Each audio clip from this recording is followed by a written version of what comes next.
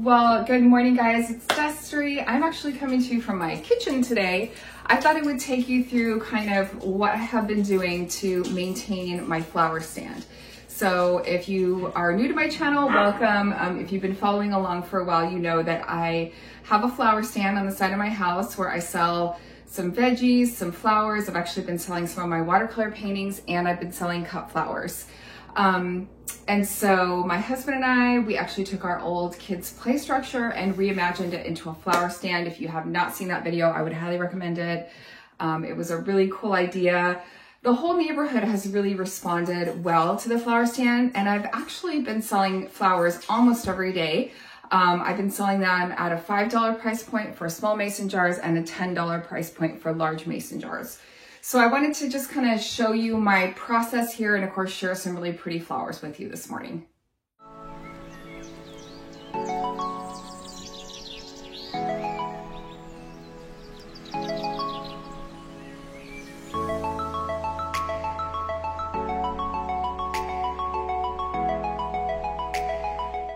So for the flower stand, I try to have flowers out by 9 o'clock in the morning. Sometimes I get them out really early. Today I'm running a little bit behind.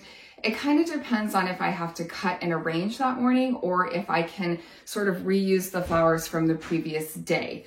So I'm going to show you a few tricks on that and how I'm kind of preserving the life of the flowers if they don't sell the first day, and how I can refresh them for the second day. First off, let's look at some of the things I harvested today. Now, another trick I have been doing, you guys look at these zinnias. Aren't they gorgeous? Some of these are from the Floret series. One thing I have been trying to do is harvest my flowers in the evening. That way they can kind of sit in a bucket of water. I keep them in a cool place. And what I've noticed about that is sometimes all the little buggies will sort of crawl away.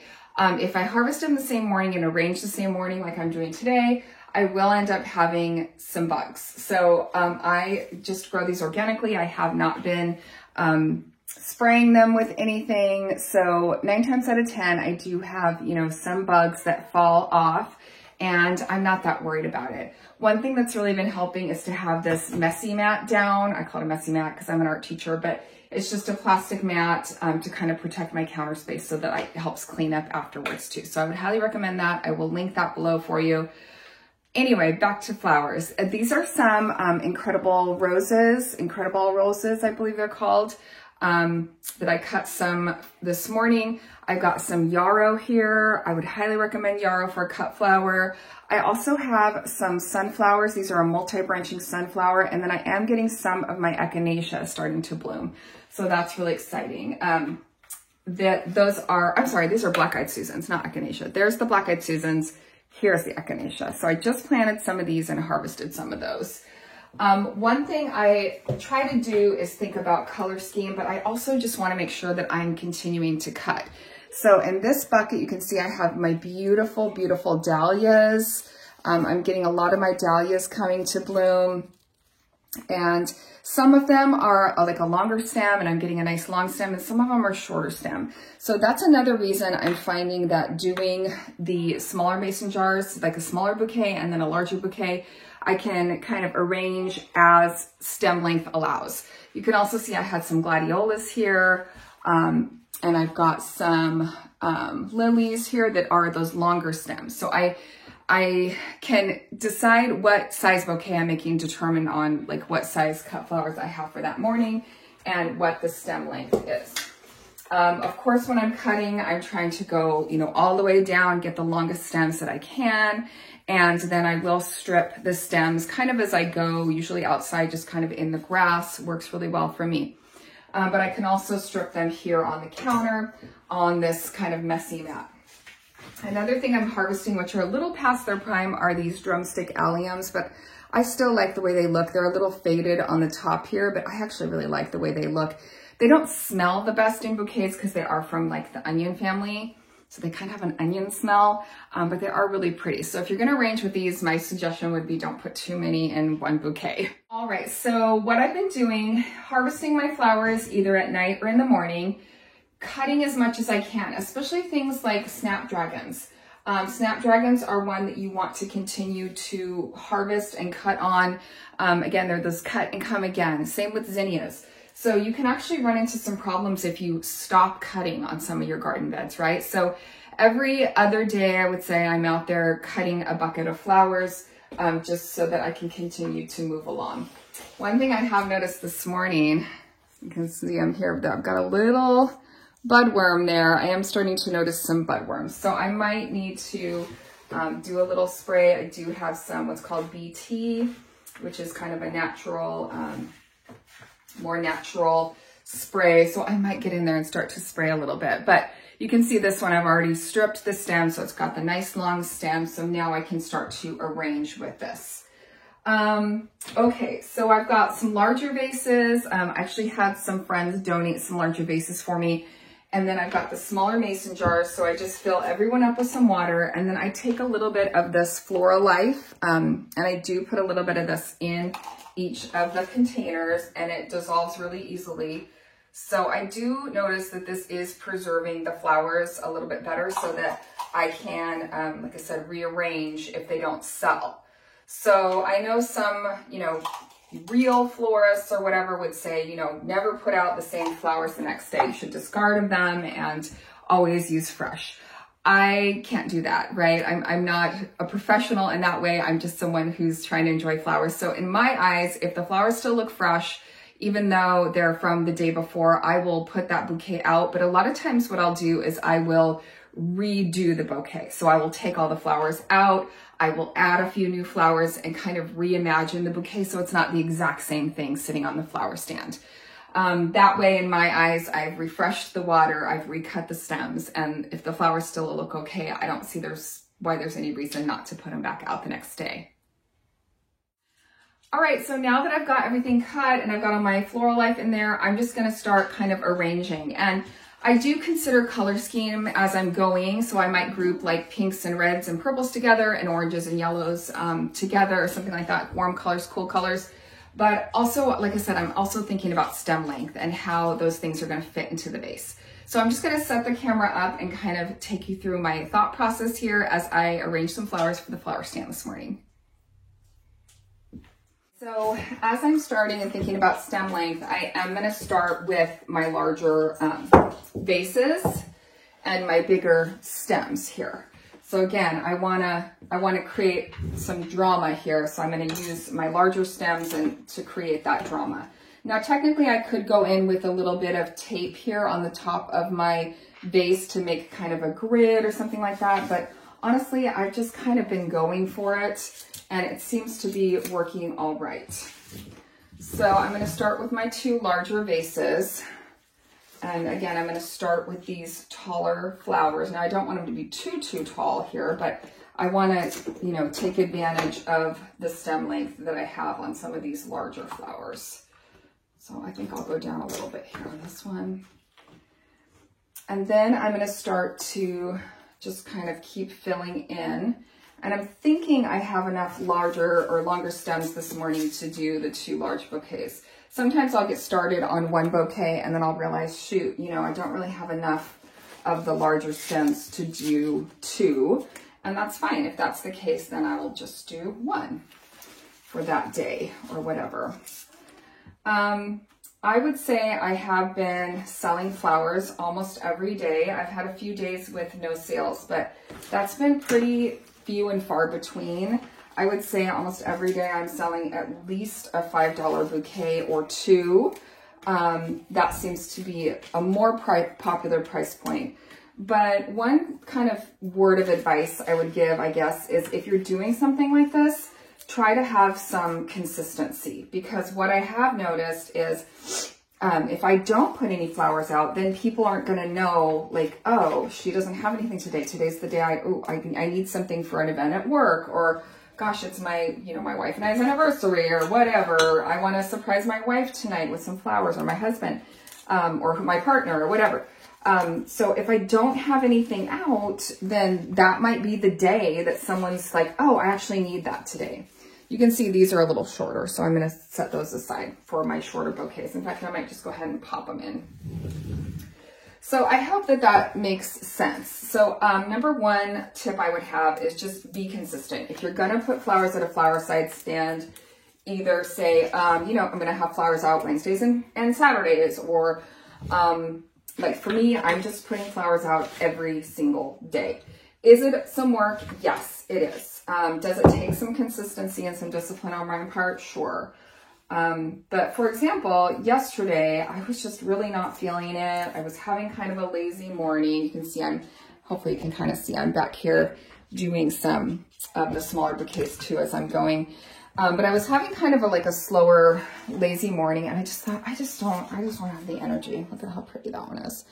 I just don't have the energy this morning. Like, I'm not going to put anything out, and I don't know. And I was just kind of like hemming and hawing about it. And I thought, you know, I'm just going to do it. I made 3 bouquets.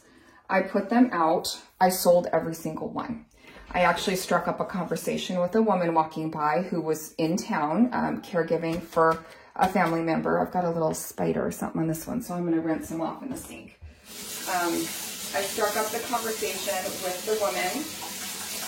She knocked on my door, and we talked a little bit about her, you know, the person she was caregiving for. So she just happened to be in town, just happened to be walking by, and bought everything off the stand.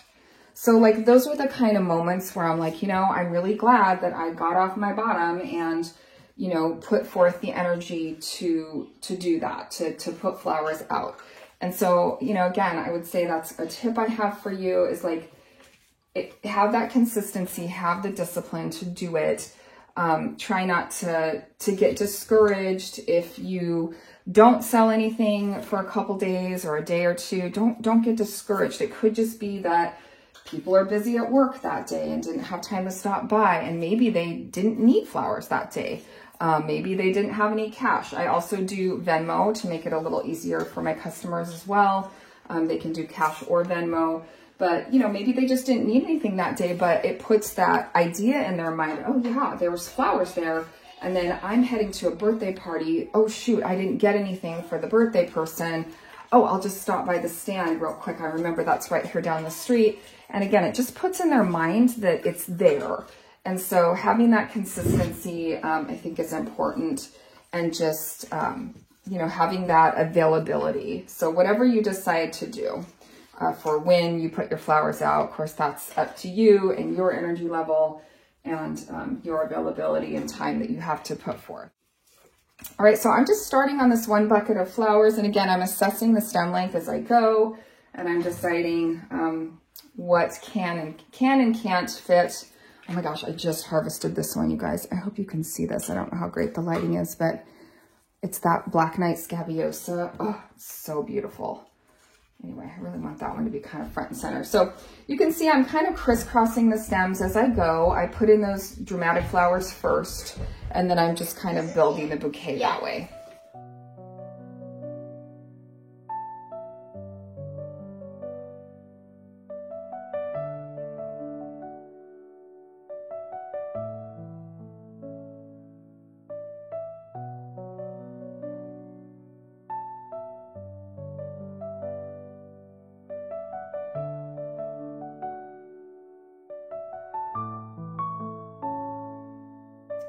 So if you're going to be arranging with yarrow, one thing I would recommend is really stripping those leaves off, like get rid of all those leaves that you can. And then these kind of more dense flowers work well for kind of like propping things up. So you can see here, I kind of tucked them into the bottom to prop up my, I don't know, more dramatic flowers. So same with down here, I'm going to stick it kind of in the bottom here, and then that will kind of prop up some of my prettier stuff, I guess. And that can work really well for the yarrow in particular, I've noticed. Again, you don't have to do it like that, but sometimes the kind of more filler flowers, you can kind of use that little trick. Now you'll also notice that as I'm arranging these, you know, my smaller bouquets are taking on a similar look. Like, they're not exactly the same, but I am using the same kind of flowers in every arrangement. So like, I've got an allium, I've got, you know, a couple dahlias, I've got a zinnia, I've got the yarrow, So that kind of consistency I think is helpful too, because then if it's someone that really doesn't know much about flowers, right? They're just stopping by, they want to grab something.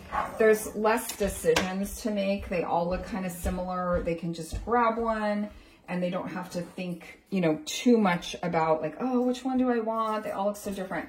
So like some of my larger bouquets here, I am making them, you know, more different, I guess. But with the smaller ones, I try to keep them pretty consistent in the way that they look. Okay, these are looking really good. I still have a bucket of flowers over here. So I'm still pulling things. I've got these echinacea, which I want to try to tuck in.